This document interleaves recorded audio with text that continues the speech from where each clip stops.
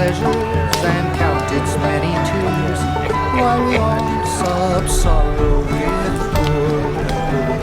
There's a song that will linger forever in our ears. Oh, hard times come again no more. This is the last day in winter camp for the Army of the Potomac. Tonight they will leave the banks of the Rapidan and move south toward Richmond. The last 6 months have been a time of healing, a time to lick the wounds they sustained during the devastating confrontations with Robert E. Lee's Army of Northern Virginia last year. Drooping maiden who toils her life away with a worn heart whose better days are o'er.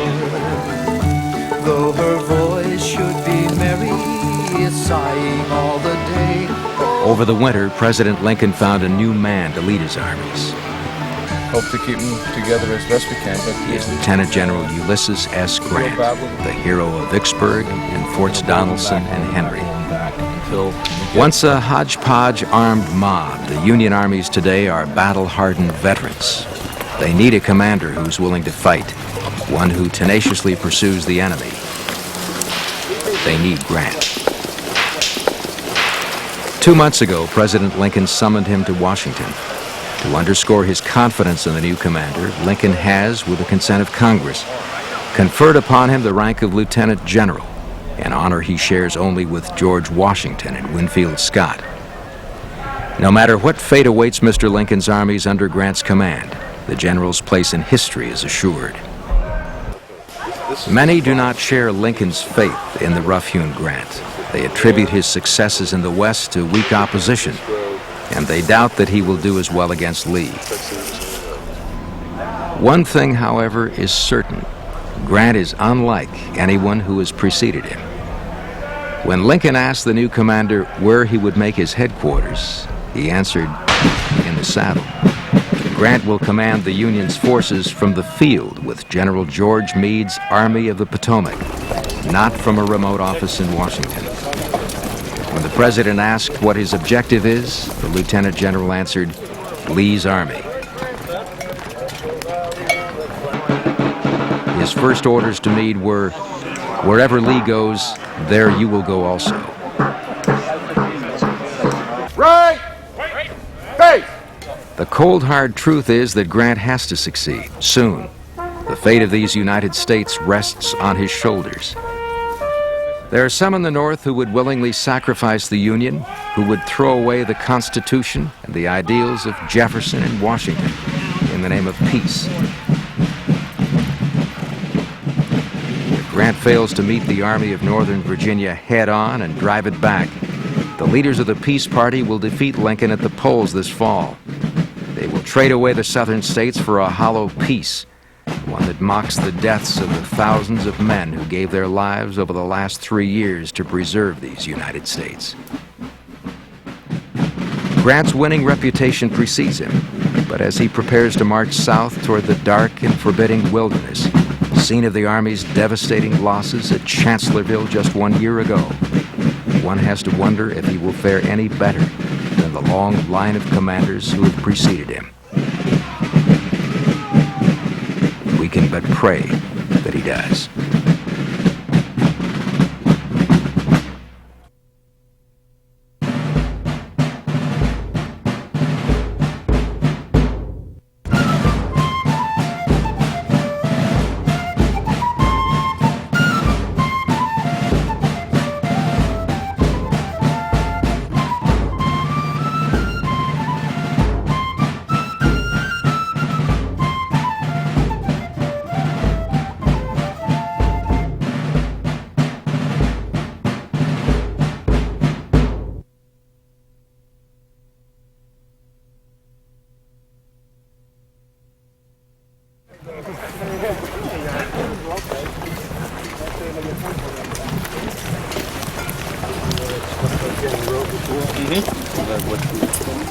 Nearly a year ago, Robert E. Lee's Army of Northern Virginia routed the Federal Army in a horrible battle at Chancellorsville. One hoped then that the nation would never again have to endure such losses, that men would never have to meet the enemy in a forest so dark that he could not tell friend from foe, so dense that he could not run from the dangers he faced. The memory haunted many in the ranks when General Ulysses Grant broke winter camp on the evening of May 3rd and marched the Union Army across the Rapidan River toward the wilderness, scene of that horrible defeat. Grant expected to clear the area in 2 days, long before Lee could mass his troops in opposition. Throughout the first day's march, the Federal Army met no obstacles. The Confederates did not try to hinder their progress. Close it up, boys. Keep it tight. Lee, it seemed, was responding precisely as Grant had hoped. He wasn't responding at all. But it was an uneasy quiet for the men who fought here last year. Even if they did not encounter their gray-clad adversaries, they surely met the ghosts of Chancellorsville. They heard them whispering in the breeze through the trees, saw them in the lush vegetation, fertilized with their brothers' blood.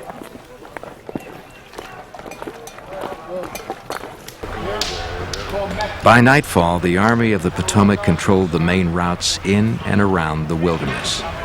It seemed that Grant's plan might work. They might make it through without having to fire a shot. But as they slept through the night, a flesh and blood enemy replaced the unseen specters. The Army of Northern Virginia stole to within 1 mile of the Federal front line. There they waited for daybreak. General Richard Ewell's 2nd Corps on the Orange Turnpike. General A.P. Hill's 3rd Corps on the parallel Orange Plank Road.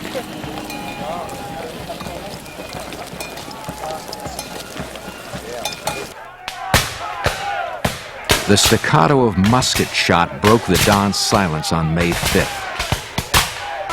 The New York 5th Cavalry met the 47th North Carolina Infantry ahead of Hill's 3rd Corps on the Plank Road. Get in here! Get in here! Big company to the left! Move down! Fire by fire! Let's go, man! Let's go, boys! Let's go!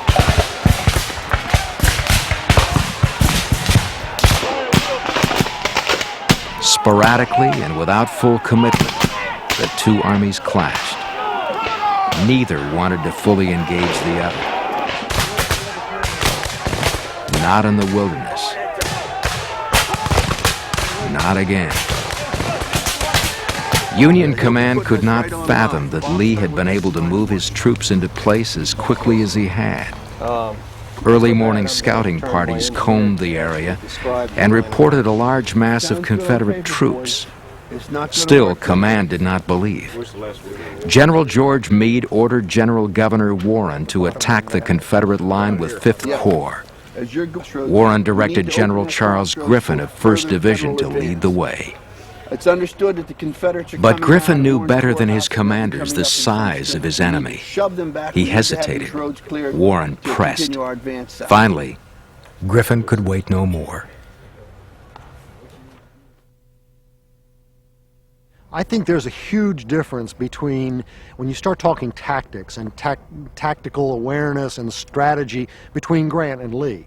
Lee certainly is the man in the field as a field commander who takes him a while to understand the weaknesses, the strengths of his different commanders. Later in the war, he has fewer and fewer commanders to rely on. This puts Lee in the situation of having to step one step closer to the front lines, of being much more hands-on in the day-to-day operation of his army, which is not a good thing for a commanding general to be doing, but it's out of necessity. But Lee is the ultimate hands-on director. He knows what his army can do. His army is small. I mean, that's a huge advantage for Lee, and then he can maneuver his army. It's much quicker, much easier to move around the countryside. As a total contrast to that, Grant is the commander of the army, and he does not interest himself with the day-to-day, with the frontline activities. he depends on his subordinates. Meade, first of all, and a number of his corps commanders, men like Warren and Sedgwick and Hancock, he depends on them to run the show out there, and Grant stays behind where a commanding officer is supposed to stay. What happens, though, is, in Grant's point of view, his army is clumsy. It's so big and has so much power and so much strength, the very thing that gives Grant all the advantage, all the power and the strength and the guns and the men, also bog him down. It makes the army difficult to move, to maneuver, and so Lee is constantly outmaneuvering him because Lee has a much more compact army. What Grant does to compensate for that, and it's hard to describe Grant as the perfect tactician because there are a lot of flaws in what they call the hammering tactics, which is to simply send your army because you have more men and more guns, march them and just hammer Lee's army over and over again. It becomes a mathematics equation. If you both lose X number of soldiers every time you have a fight, Lee has fewer soldiers to lose.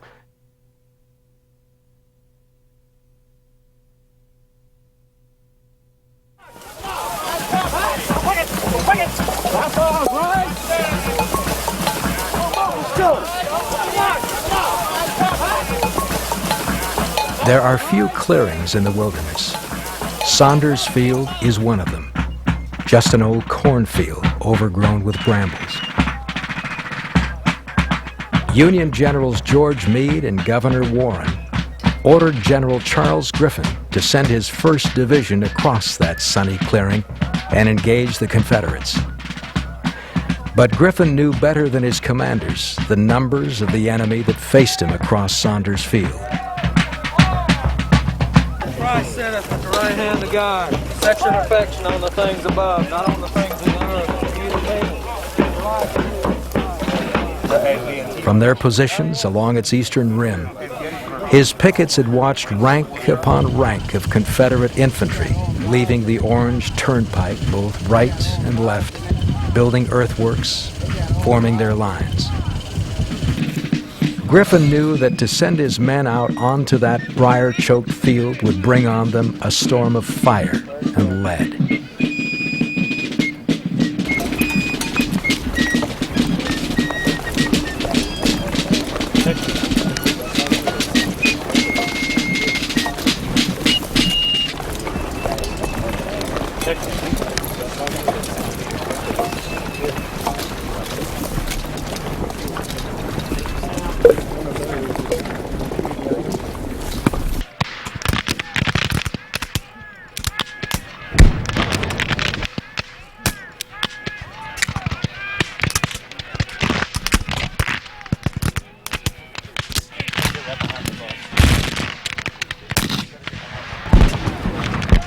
Finally, at 1 o'clock in the afternoon, Griffin relented. He ordered his first lines forward to meet the enemy. The Battle of the Wilderness had begun.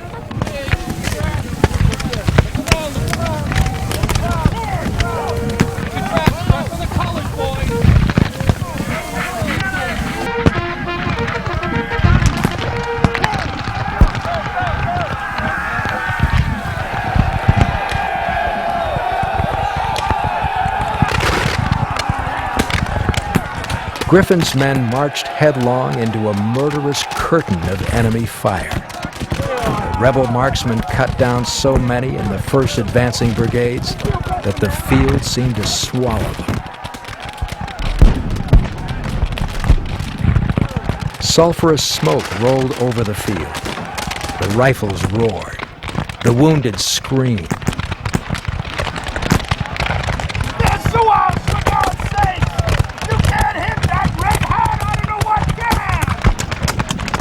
Though it was high day, that bright meadow became at once a terrifying bedlam, where death struck with a random fury that caused even seasoned veterans in the Federal ranks to quail.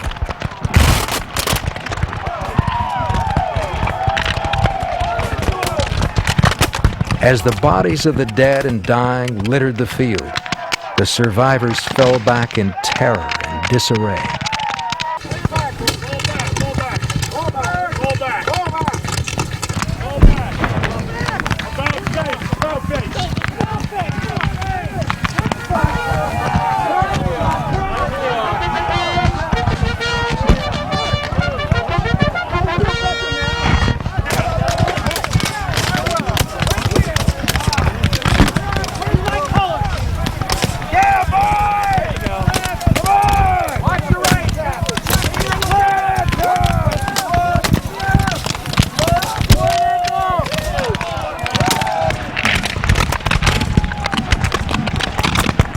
Reorganized and shored up by reinforcements, the Union troops braved the killing field again.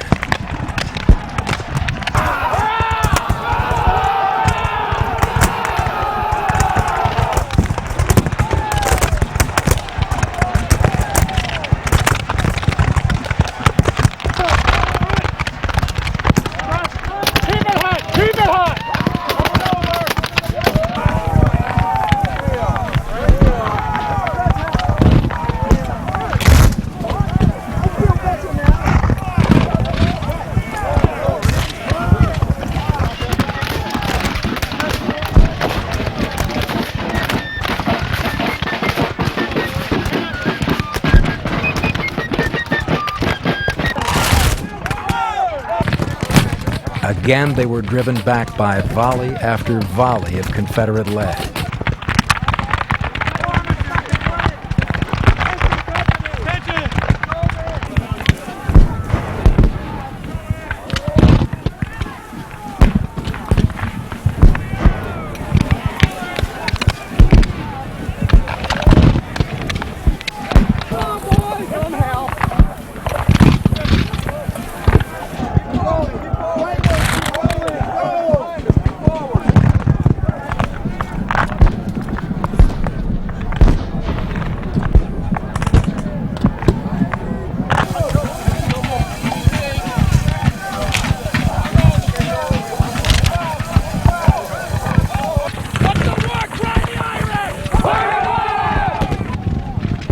A third valiant surge against the stalwart Gray Line brought only short-lived hope of a breakthrough.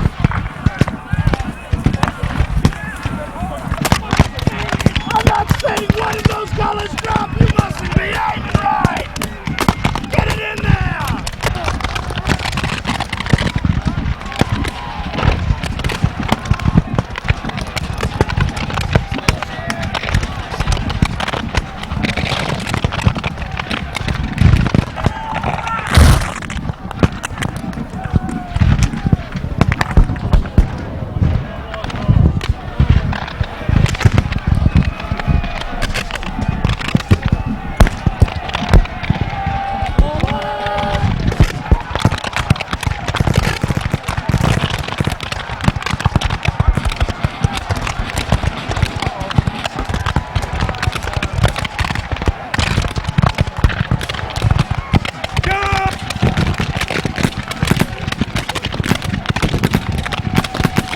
They advanced almost to the enemy earthworks.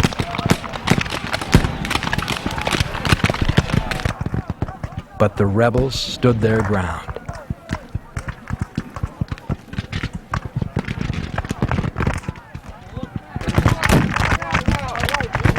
Then it was the Confederates' turn to seize the offensive.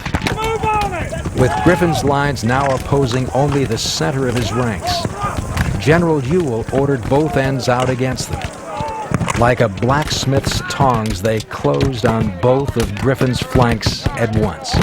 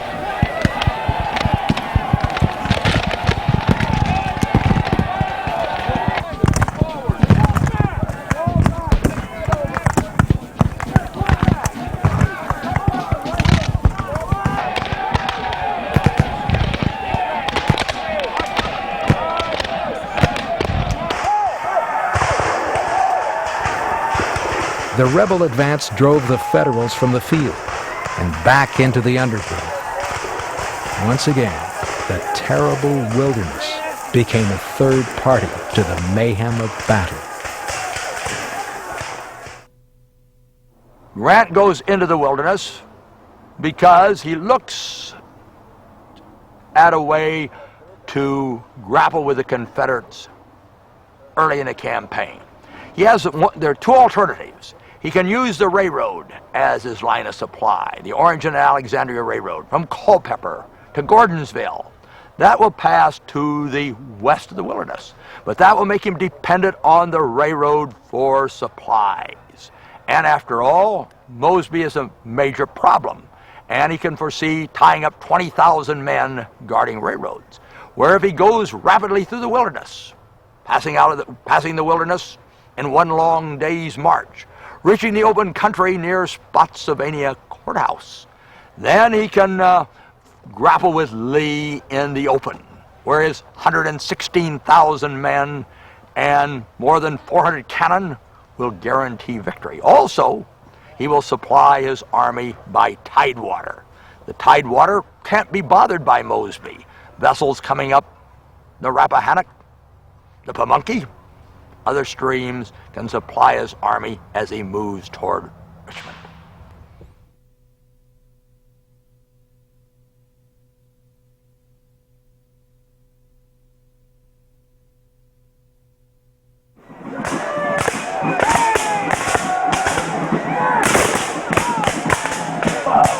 As the last trace of night faded from the dawn sky, Major General Winfield S. Hancock's 2nd Corps caught A.P. Hill's lines sleeping at their position on the Orange Plank Road. Morning brought hope that the Federal Army would rally.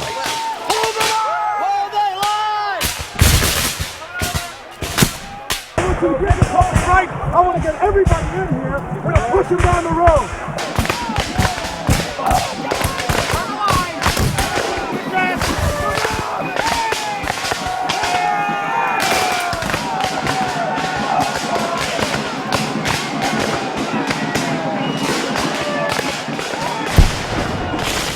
The Federal Army moved swiftly and swept back the languishing Confederate soldiers nearly a mile. General Lee witnessed the melee, the confusion as his men turned heel and ran. The humiliation of Hill's incompetence was more than he could stand. With reckless disregard for his own safety, he rode after them, shouting for them to line up in formation. Many did. But Hancock's men had not relaxed their pace. Push them! Get them out of here! We're not standing still!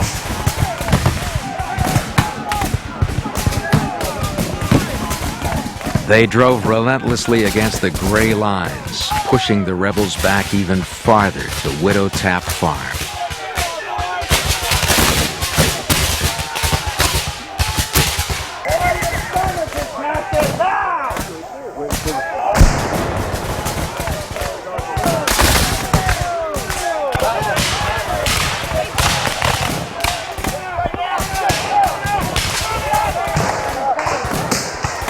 Sadly, the Federals were unable to prosecute the attack to a successful conclusion. At the critical moment, General James Longstreet arrived from Gordonsville with needed reinforcements.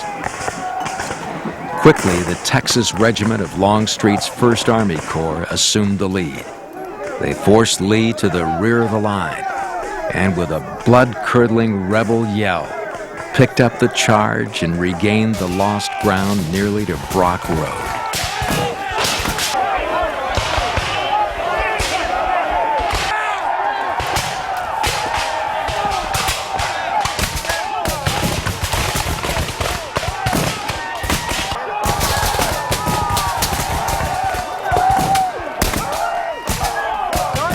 Once again, Longstreet had saved the Army of Northern Virginia from certain defeat.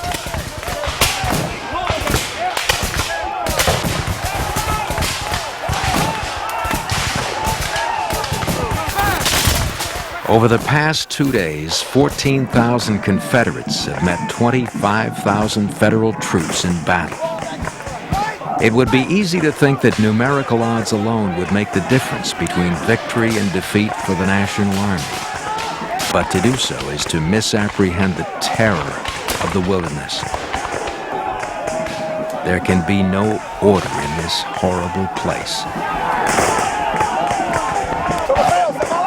Out in the open, a commander can rally his troops, can organize his men into battle formations. In the wilderness, chaos prevails. It is each man for himself. Each man fights his own battle according to his own plan. Most times that means firing blindly at anything that moves. A noise, its source unseen through the brush and smoky haze, the least hint of movement. A man who waits to see what he's shooting is waiting for death. Throughout the day yesterday, General Longstreet and his men pushed forward. Momentum was on their side until something happened in the dense tangle of undergrowth that brought it all crashing down around them.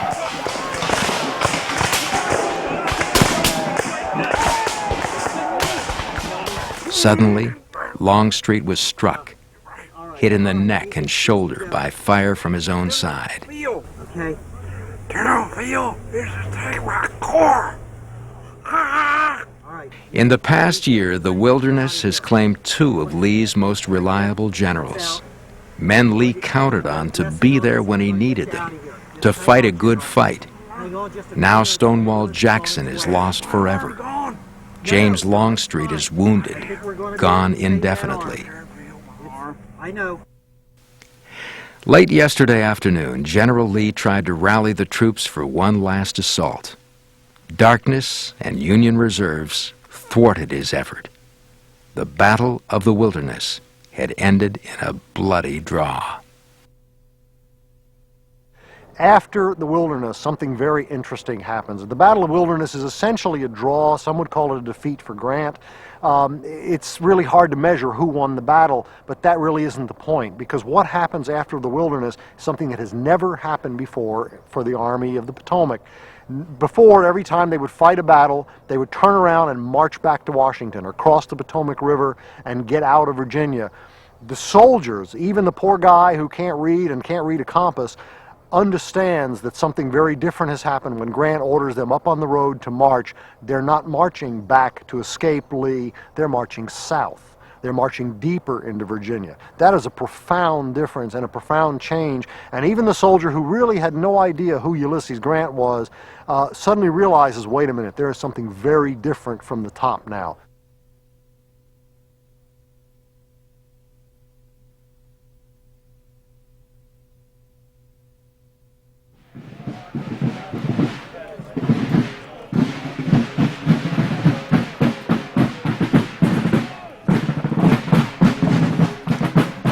The Army of the Potomac emerged from the wilderness bloodied and bruised, but for the first time it did not retreat after a major confrontation with Lee.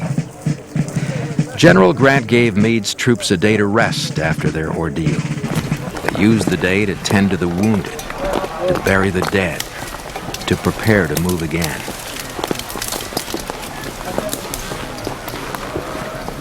Late in the afternoon of May 7th, Grant issued orders for Meade to proceed south. If his overall plan for victory is to work, the Army must remain on the move.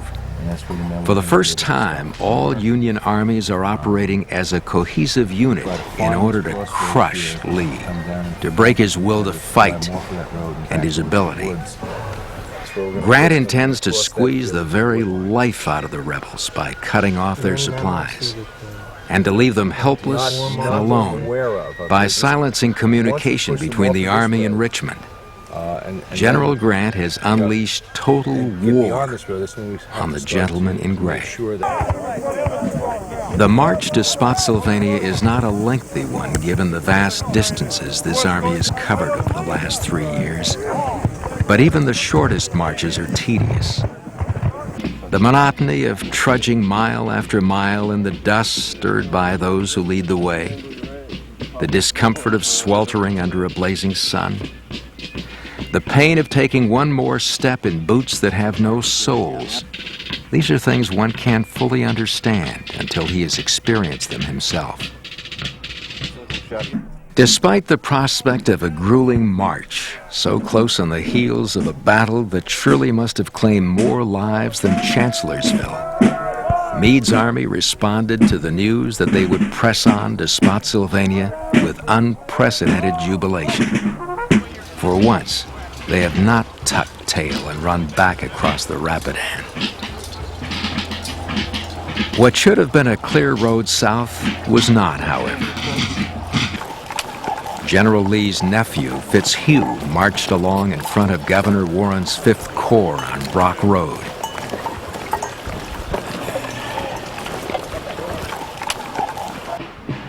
General George Anderson, dispatched to Spotsylvania on the remote chance that Grant might proceed south rather than retreat, took his men through the countryside along a parallel course.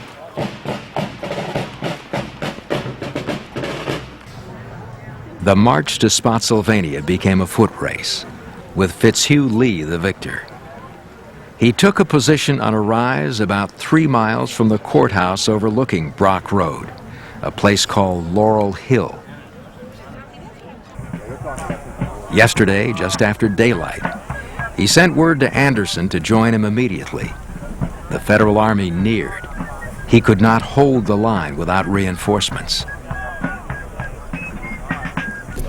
Hours before, they had joyously pressed forward, buoyed by the prospect of drawing Lee out into the open for one decisive and final battle.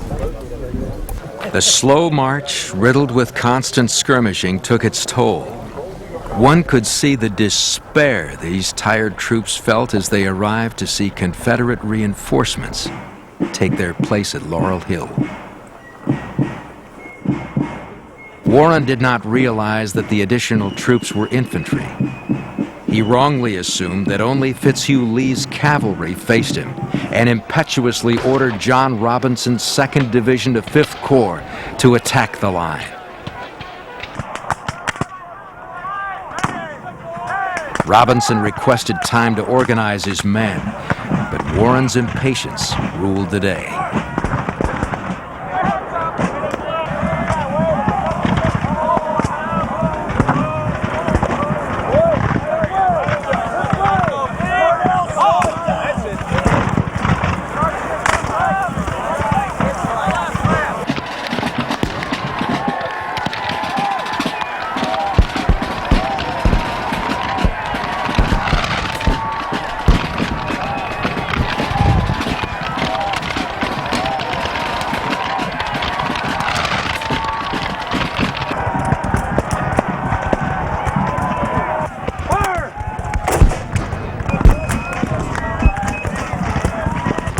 The ensuing assault against Brigadier General Benjamin Humphrey's Mississippi Brigade and Brigadier General Joseph B. Kershaw's South Carolina Brigade met forceful resistance.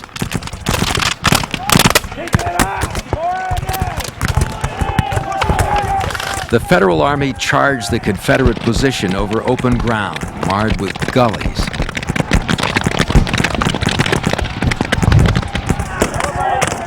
They made no progress and reeled back in confusion.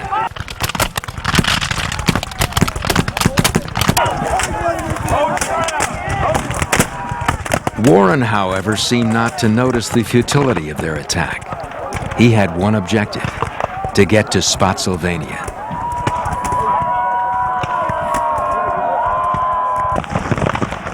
He urged his men forward, exhorting them to clear the road.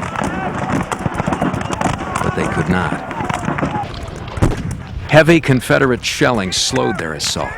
They lost critical speed and force each time they paused to fire. Battle lines disintegrated. Columns fell into disarray. Union troops had progressed to within 15 yards of the Confederate bulwark when they were forced to fall back completely. Robinson, who so gallantly led his men forward to certain defeat, was wounded. his men so badly beaten that this regiment no longer exists.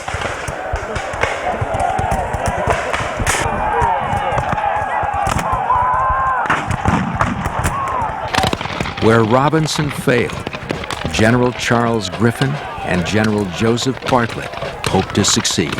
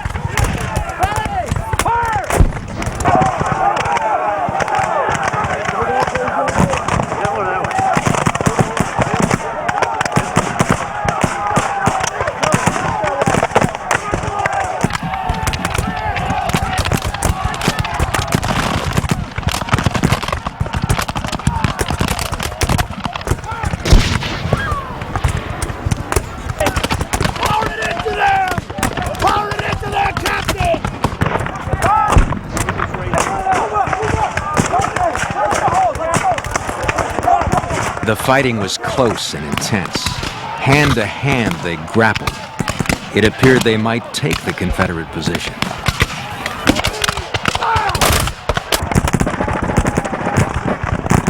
But disorganization doomed their effort. If there were a battle plan, it was all too clear that no one was following it. By early afternoon, both sides were spent. Wounded and dying littered the battlefield. General Warren dispatched a message to Meade. "I've done my best. I can't attack again with the force I have. My staff is tired.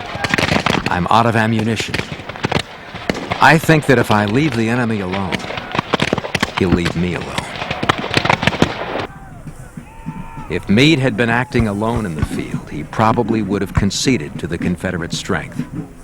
Even though the Army of the Potomac is under Meade's command, it is becoming increasingly apparent that its direction is coming from Grant, and he does not give in so easily. As the Confederate line expanded throughout the afternoon, Grant anxiously planned the next assault. 5th Corps would never be able to launch another attack alone. So he sent John Sedgwick's 6th Corps as reinforcements. He hoped the combined strength of the two groups would be sufficient to break the Confederate line.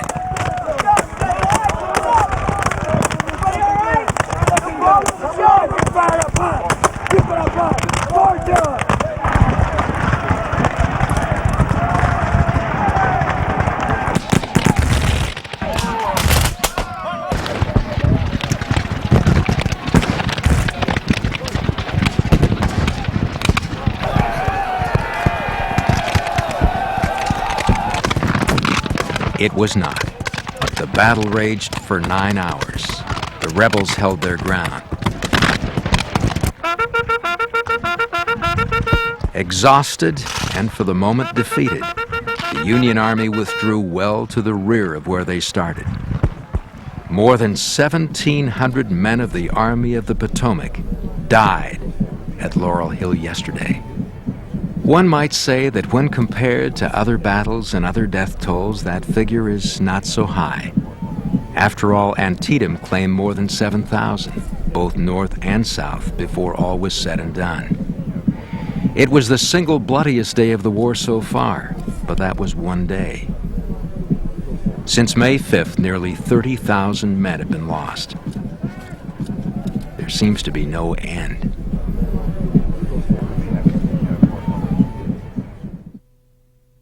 General Warren is a high-strung individual.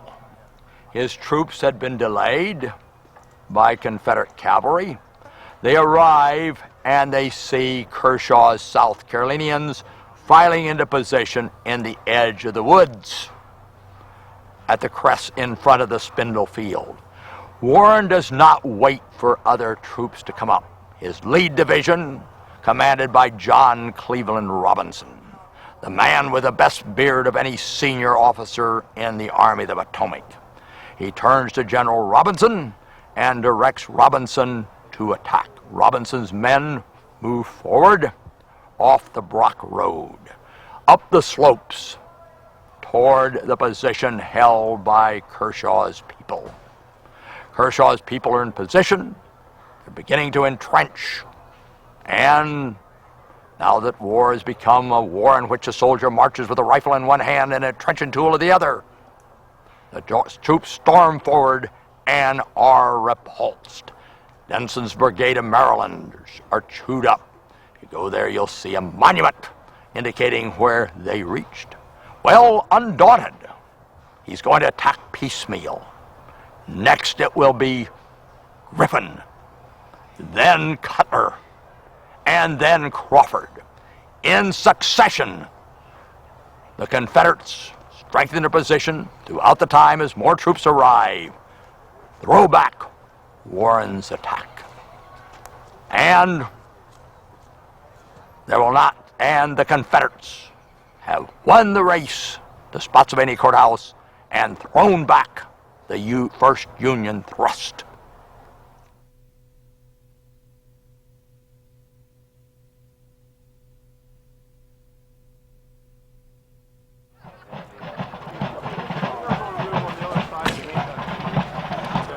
Tension filled the air as the Union and Confederate armies stared out at each other across the open field outside Spotsylvania.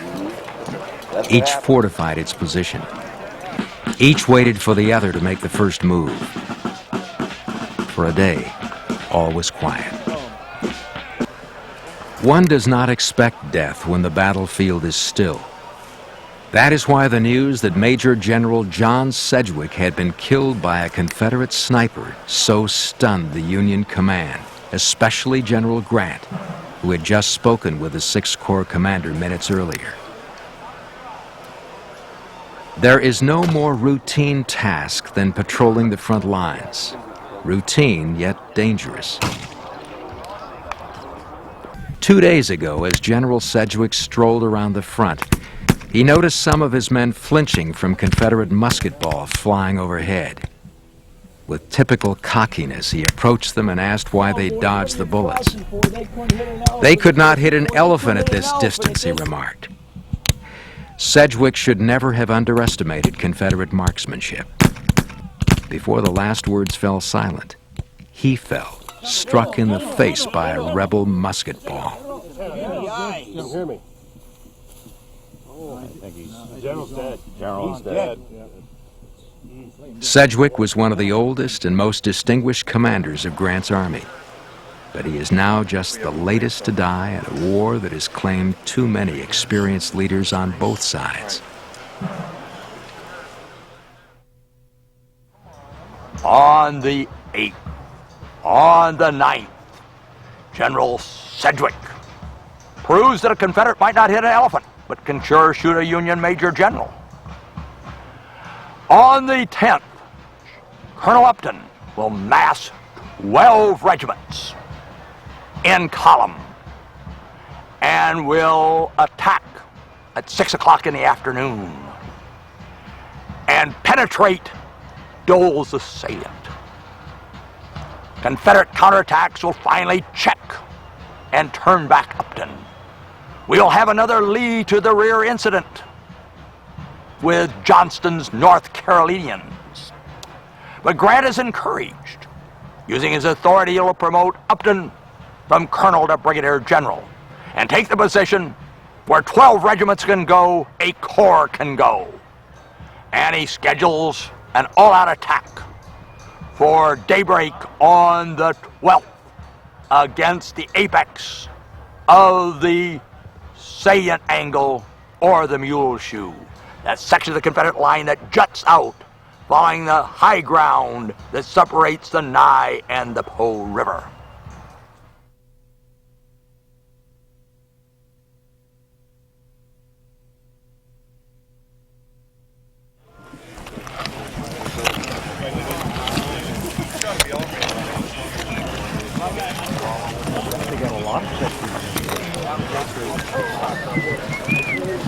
Shoot 'em. I'll be coming soon, boys. Men pass the time before battle in different ways. An anxious stroke of a trusted rifle, the exchange of a nervous boast, alone with their thoughts, or in conversation with the Almighty. Almighty God, whose providence watcheth over all things, and in whose hands is thy disposal of all events, we look up to thee for thy protection and blessing amidst the apparent and great dangers with which we are encompassed. Each side certain of the rightness and justice of their cause, they invoke their God's protection as they get ready to meet their foe. And in the righteousness of our cause have gone forth to the service of their country. And if it be thy will that one of us, or all of us, should fall this day, may we do so with our faces to the enemy, firm in our beliefs, and sound in the knowledge that we've done so for our families and our homes. The same God watches over both blue and gray. Dangers to which they may be exposed. And may we stack at the gates of hell the bodies of those who would seek to invade our country and steal our freedom. Amen. Amen. Amen. The mule shoe was the weakest point in the Confederate line, vulnerable from the point and two sides, and made even weaker by the removal on the night of May 11th of the artillery that bolstered its strength. 19,000 Union troops assembled for the assault.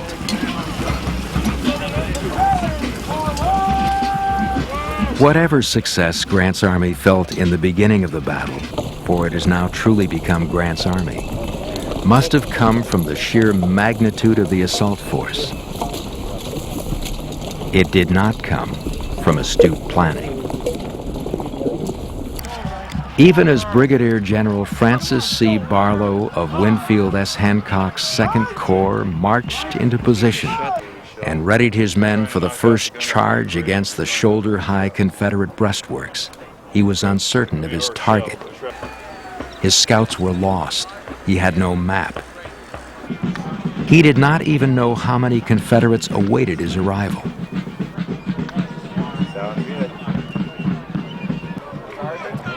On the other side of the line, the legendary Stonewall Brigade peered across the open field below their position. They had heard their foe approach in the early morning silence. The scattered clicks of guns preparing to fire eerily pierced the quiet.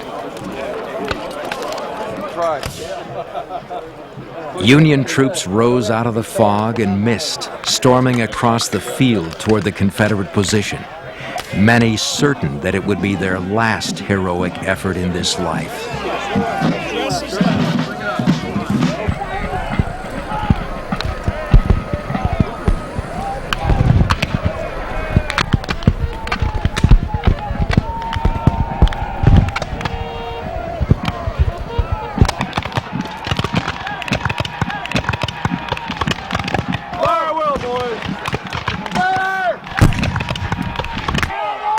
With a confidence born of many battles, the Stonewall Brigade pulled their triggers and waited for their foes to fall.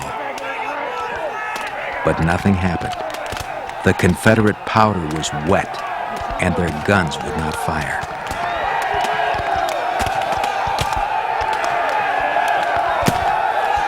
Barlow's men penetrated the salient at the tip. They broke through just as Upton had done 2 days earlier. In the close fighting, they lunged at their enemy with bayonets and wielded guns like clubs. Normally civilized men turned into fiends.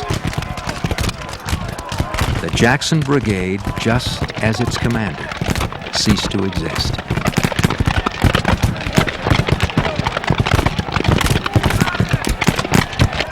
Confederate casualties and prisoners of war mounted, but the initial success soon gave way to the chaos of horror and death.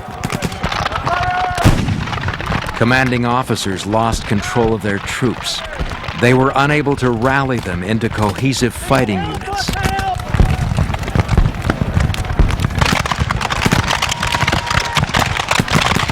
reinforcements only added to the disorganization. If Union commanders had been able to restore order, it is quite possible that Lee would have felt his first decisive failure in this long and grueling war. For at least the second time in this new campaign, Lee's impatience with his generals was evident as he tried to personally lead his men into battle. The men, however, would not let their hero, the man who to them is the god of battle, jeopardize his own well-being. Again, they shouted at him to go to the rear. The brigades moved forward without him, brandishing pistols, rifles, bayonets, swords.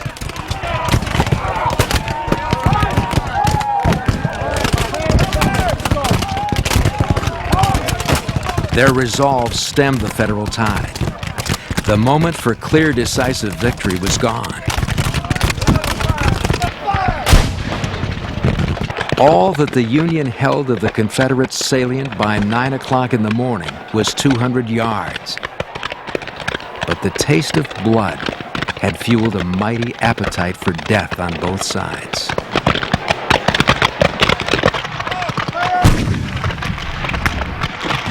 These were no longer men fighting, but monsters, bloodthirsty, vengeful, determined.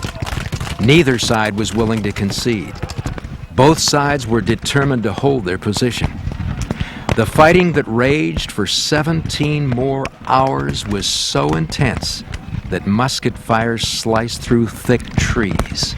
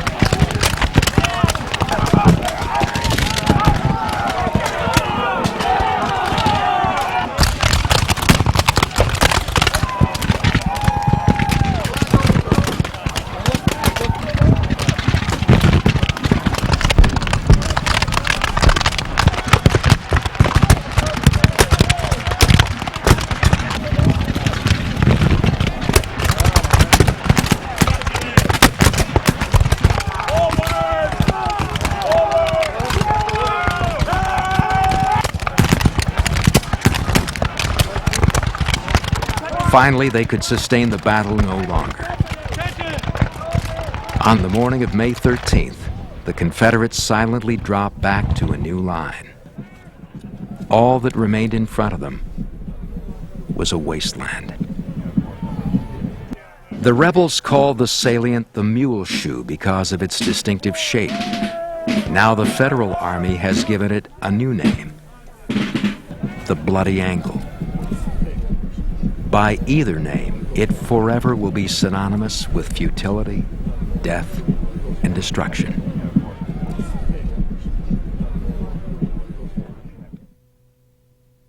Suddenly, out of the gloom, the Confederate pickets hear this mass moving toward them. It's been raining hard. The pickets fire. Most of them caps snap. There's no bang. The powder is wet. And a mass of men storm over the works.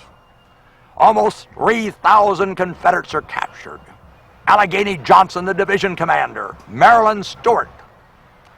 But the Union does not press the advantage. Hunting flags, rounding up prisoners, they allow the Confederates a bulge. Soon the Confederates are counterattacking. General John Gordon's division. Another Lee to the rear incident. Ramseur's brigade is thrown in. Harris's brigade, McGowan's brigade, another Lee to the rear incident. As Lee has his pioneers throwing up a line of breastworks along the base of the angle.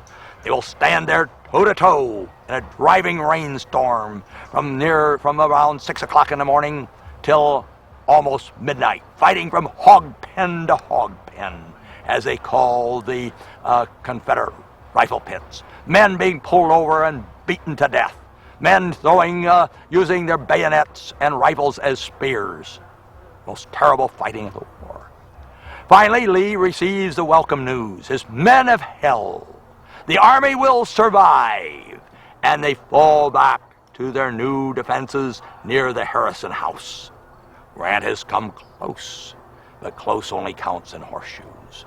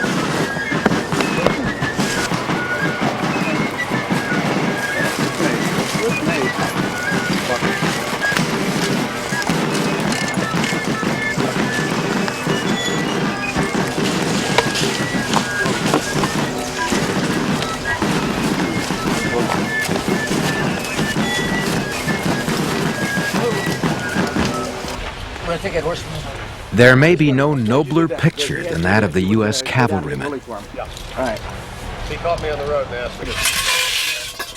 But as dashing a figure as the cavalier upon his steed, until this campaign season, the U.S. cavalry has made a negligible contribution to the war. Lacking the mass of its renowned European counterpart, hindered by an untamed natural landscape, and suffering from inadequate training, the mounted soldier has failed to fulfill his traditional role of infantry support. Some might say that the only area in which the Union cavalry has been successful is in impeding infantry movement. Stop the line, okay? And like I said, it has been accepted since early in the war that the Confederate horsemen under the command of the flamboyant General Jeb Stuart could run roughshod over the Federal Army. Now it looks as if that might change. General Philip Sheridan, one of the few men to come east with General Grant, has taken command of the Cavalry Corps. Bringing an infantry background to the post, he is keenly aware of the need for offense and has spent the last weeks honing cavalry tactics. Stuart's corps, on the other hand, is spent. His horses are bedraggled, his riders gaunt.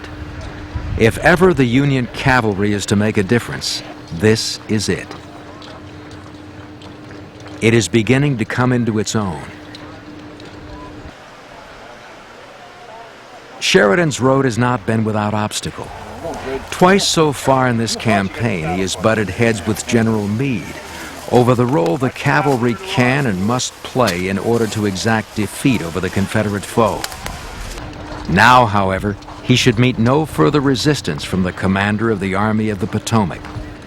On May 9th, General Grant superseded Meade's command and sent Sheridan on a raiding mission to cut rebel communication and railroad lines and to forage Confederate stores. In short, he was to provide the bait to draw Stuart away from the main army and to force him to fight. The two cavalry corps marched south along parallel routes. 6 miles from Richmond, at a place called Yellow Tavern, Stuart ordered all but one regiment to dismount and placed a battery on an elevated portion of the road. The dismounted cavalrymen took positions beside the road.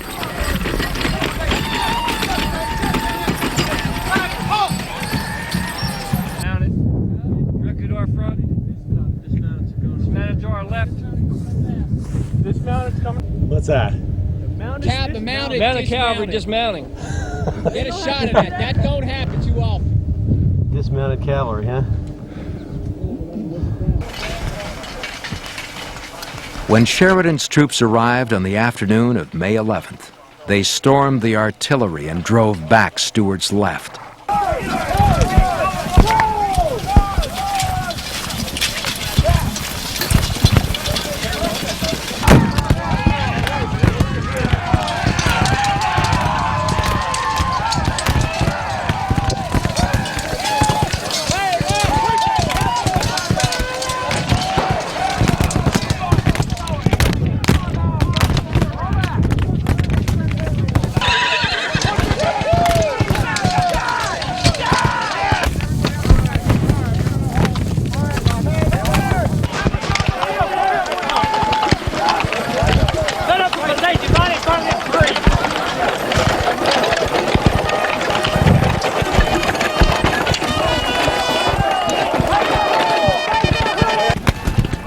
General George Custer's Michigan Brigade met nearly 80 Confederates and took fire.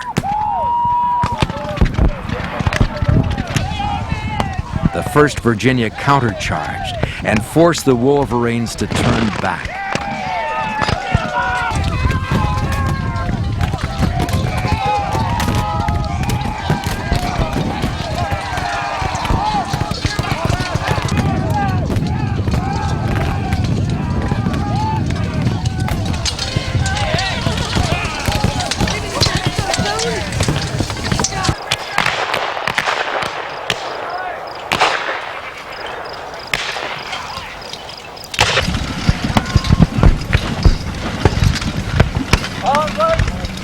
Stuart charged forward to rally his men.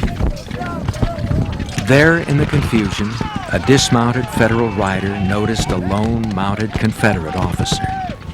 He drew his pistol, took aim, and fired. Jeb Stuart, the man Lee loved as a son, fell mortally wounded. Stuart is dead, killed in the line of duty at Yellow Tavern, Virginia. The Southern hero was well known by both sides for his majestic steeds, for his hat adorned with a peacock's plume, and for a gray coat lined with red cloth. Now he is gone. Lee will miss the great Cavalier, the man he says never brought him a false piece of information. His death leaves a great void in the Confederate command, but its lasting effect may be far less tangible. The bullet that felled Stuart also has pierced the heart of General Lee. Longstreet is wounded at the Wilderness and he's gone for 8 months. Jeb Stuart is killed in May of 1864. What Jeb Stuart meant to the Army was very much what Lee means to the Army, which is he's an inspiration.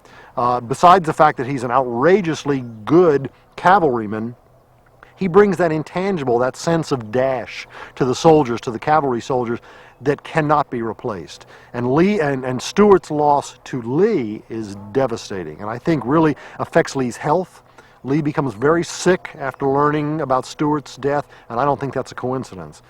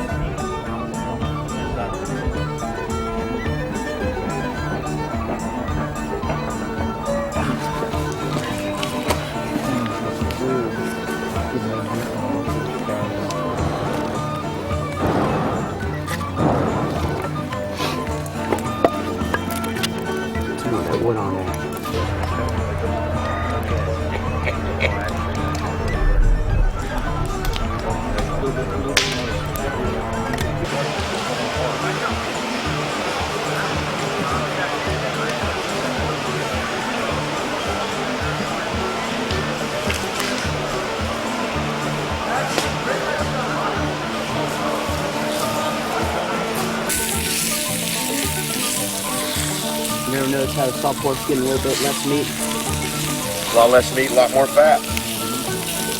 Bad we couldn't be finding any more of them spring onions. Well, we was lucky enough to get what we could in that farm there. I mean, this army's done plumbed out this area. There ain't nothing left. Forage.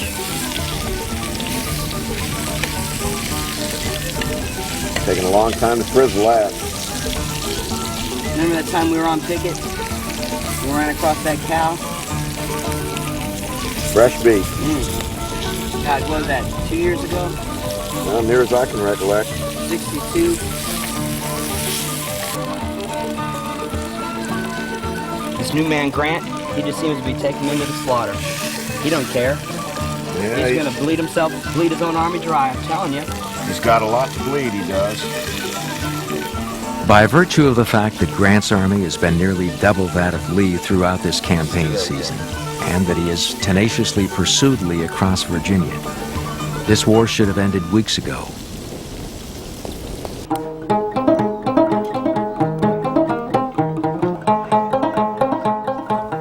But the size of Grant's force is a double-edged sword. It gives him an advantage in strength, but costs him mobility. Throughout this campaign, General Lee has managed to anticipate Grant's every move and to keep his army in front. The Union Army arrived at Cold Harbor on June 1st, only to find the Army of Northern Virginia already there.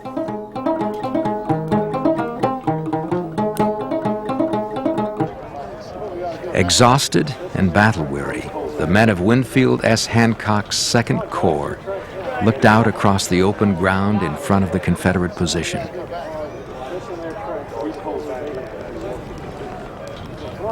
The rebels had dug in, piled earth and logs in front of them, and waited confidently for the Union soldiers.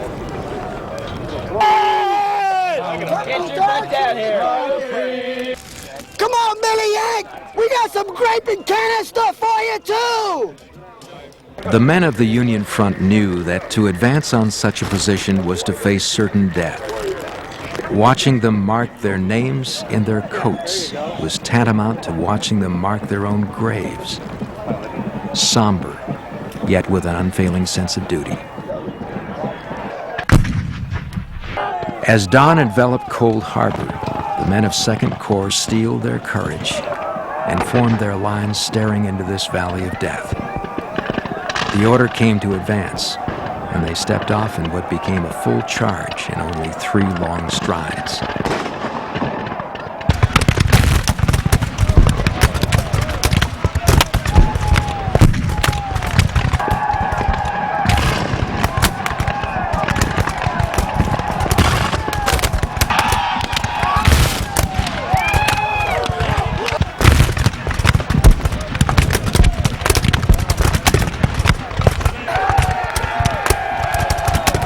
Headlong, they went into a heavy and continuous barrage of deadly, accurate musket fire.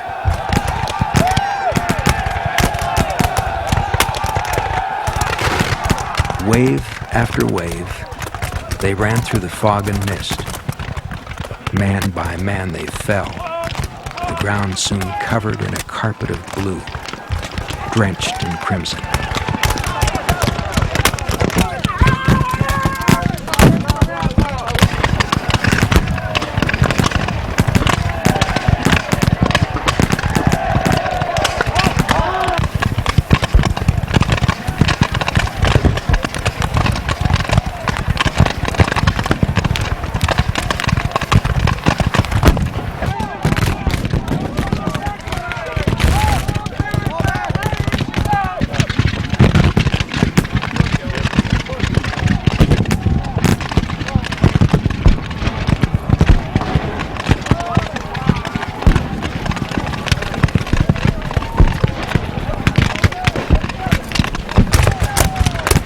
Senselessness of their effort, of dying without half a chance to fight, did not escape them.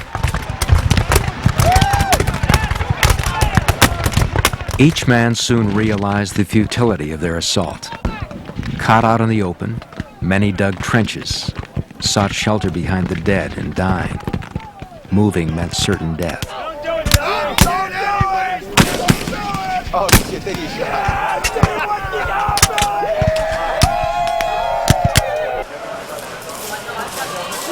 When Grant received word that the attack had stalled, he assumed that the reason was General Meade's timidity, not realizing the hell his men were living.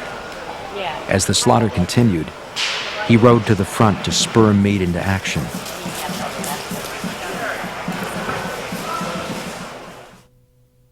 There, through the cries of the wounded, the blank stares of the dead, death became personal. Undoubtedly, he will regret Cold Harbor for the rest of his life. The order went out at 1:30 p.m. June 3rd from headquarters of the Army of the Potomac. For the present, all further offensive operations will be suspended. There may be no better way to describe this battle that took so many lives than with the diary entry of a soldier shot as he tried to advance on the Confederate entrenchment. June 3rd, Cold Harbor. I died. Early in this campaign, Grant reportedly chided his officers for worrying too much about Lee, about what Lee would do to them. Instead, he admonished them, worry about what you will do to Lee. One wonders if he is worrying now, or if he at least understands his opponent better than he did 6 weeks ago, before he lost 50,000 men and his easy victory evaporated. I think the reason why the Army of the Potomac continues to have confidence in Grant after Cold Harbor is, again, Grant doesn't withdraw. He does not go back to the north, licking his wounds with his tail between his legs. Instead, he does the same thing he's been doing all along. He goes south. He crosses the James River. He immediately takes his army, and these men, these soldiers who have just experienced this horrible day of combat, realize, wait a minute, we're beaten, but we're not going home. We're still marching forward. And I think that gives the Army that spirit, that sense of that what we're doing is working.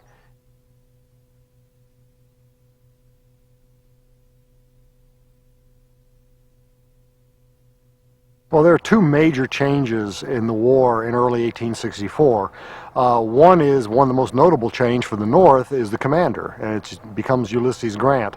And what Grant brings to the war is something that has never really happened on the northern side before. He brings this sense of knowledge that we have the power, we have the strength, we have the guns, we have the men, and we can win. Up until now, everyone has been very good at fighting the war. I mean, it's not been any problem with whether it was Hooker or Burnside or McClellan. There was always the ability to fight the war. Lincoln understands they have the men, the numbers, the resources, but he hasn't had a general yet that knows how to use that. He says to Grant, I don't want to know what you're going to do. I don't want to know your plans. Every time, it sounds familiar to today, every time plans are battered about Washington, they get in the newspaper. They become public, and Lincoln admits that he's a little guilty of that himself, that he has a hard time keeping his mouth shut. He tells Grant, I don't want to know your strategy. Don't tell me what your plans are. Just take the Army and use it. Time is running out for the Union as we enter 1864. First is, in the time of the Civil War, you were not in for the convenience of the government. You were in for a fixed enlistment. If you were in a 2-year enlistment, you were out the day your enlistment was up, even if you were in the sound of the gun. So a number of enlistments of the 2- and 3-year regiments will run out. More important, Mr. Lincoln is going to have to submit his policies to the approval of all the people. If the war is not going well in Election Day in November, Mr. Lincoln can be thrown out of office and a new president, who undoubtedly will win on a platform of lack of confidence in the ability of the administration to win the war, and will look toward a division of the nation permanently. I think one of the interesting, strange, unexplainable things about the Army of Northern Virginia is why they kept fighting. I mean, I'm asked this a lot. How could Lee continue to lead an army when it was just a matter of time, when it was inevitable that they were going to face defeat?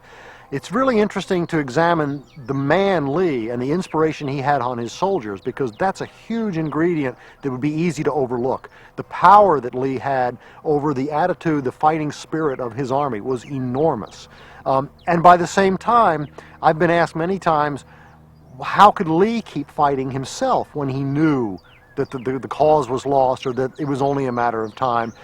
I don't know that Lee ever really experienced that, but Lee, it's like a vicious circle.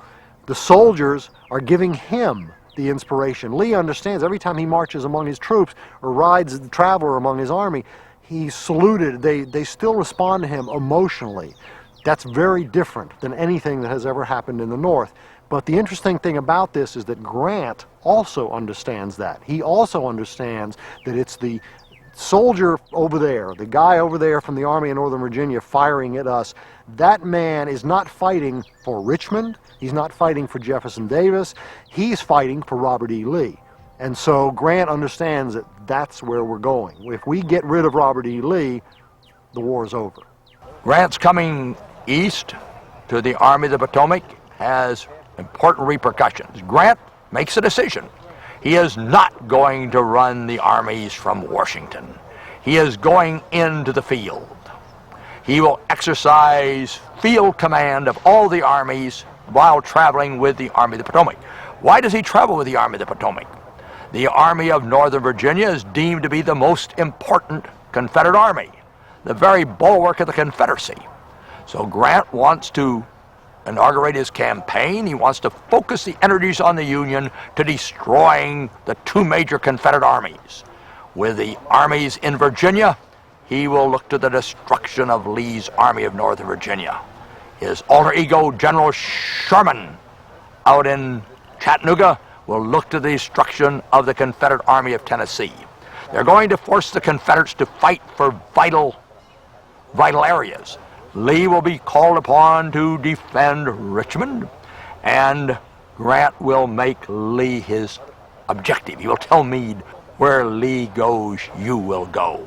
So he is going to, he originally plans to be the coordinator. He'll give Meade broad strategic guidelines, but he will not interfere in the day-to-day operations of the Army. Grant still has lots of people he can depend on. Lee has almost no one. And that really contributes more to the end of the war, I think, than anything else, but it also contributes to the continuation of the war, because Lee is not ready to just quit, because the soldiers are looking at him as their inspiration, and as long as those people are willing to pick up their musket and fight, Lee has to lead them. Now, it's a real conflicting idea, but I think that's why the war lasted as long as it did. The soldiers up until this point, on both sides, have been fighting the way their commanders told them to fight, which is to march in a straight line against the guns of your enemy, which has resulted in slaughter. I mean, just unspeakable horror for these poor soldiers, the guy out front with the musket. Now something has happened. It really begins to happen a little bit earlier with Longstreet as the commander in the South. He brings up the idea of trench warfare. It's widely dismissed. I mean, trenches are considered unmanly. For you to hide behind a tree while your buddies are standing out in the open, you're someone to be ridiculed. The whole idea of macho is very important to these soldiers in the first half of the war. After Gettysburg, there was a profound change in that. Whereas before, people would laugh when the shovels were handed out to dig trenches. They're not laughing anymore. Now you can't get enough shovels. To the guy, the poor grunt on the front line who's seen his buddy blown away next to him half a dozen times, the idea of hiding behind a big pile of dirt suddenly has a very strong appeal. That's a very definite change in the way the war is fought starting in 1864. The idea that we are not necessarily going to stand out in the open and just march blindly into the guns of our enemy, that really doesn't make a lot of sense anymore. And for Lee's army and for Grant's army, it just changes the whole way wars are fought. By the night of the 20th and 21st, Grant is ready to renege on the message he had sent back to the president, that I propose to fight it out on this line if it takes all summer. Checkmated at Spotsylvania, Grant makes a decision. We'll move around Lee's right flank again. He throws out Hancock's Second Corps as bait. Lee refuses the bait and falls back behind the North Anna. And from the 23rd through the 26th, they confront each other on the North Anna. Sharp battles, but not of the scale of the Wilderness and Spotsylvania. Checkmated along the North Anna, Grant, with the return of Sheridan, moves around Lee's right flank once again. He beats Lee to the Pamunkey, but finds Lee behind the Totopotomoy, and they wrestle along the Totopotomoy on the 28th through the 31st. On the 31st, Grant moves around Lee's right again, and Sheridan and his cavalry seize Old Cold Harbor. And the armies concentrate their focus on Cold Harbor. On the 1st, Union troops of the 6th Corps and the 18th Corps, which have been brought around from Butler's army, attack the Confederates near Old Cold Harbor, break the Confederate line, but the Confederates regroup. Victory had come close to Grant. He schedules an attack for the next morning, Hancock's men make a 16-mile march, arrive at daybreak on the 2nd in an exhausted condition. Smith's 18th Corps has to be supplied with ammunition. The attack is postponed to 4 o'clock in the afternoon. The Union are not ready. Lee's men all this time are strengthening their position, digging in up to their eyebrows. Grant postpones the attack again for daybreak on the 3rd. Along a 3-mile front, 3 Union Corps, Hancock's, Wright's, and Smith's.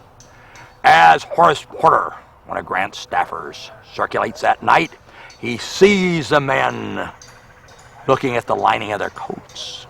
He speculates that they're picking lice out, but he looks closer. They are pinning their names in the coat's linings. In the Civil War, unless you bought them yourself or made them, there were no dog tags. And the soldiers realize what the generals do not, that it's going to be suicidal the next day. The attack begins. The Union troops storm forward. On Barlow's front, a breakthrough momentarily as they punch a hole, capture 3 Confederate guns, 3 cannon along Breckinridge's sector.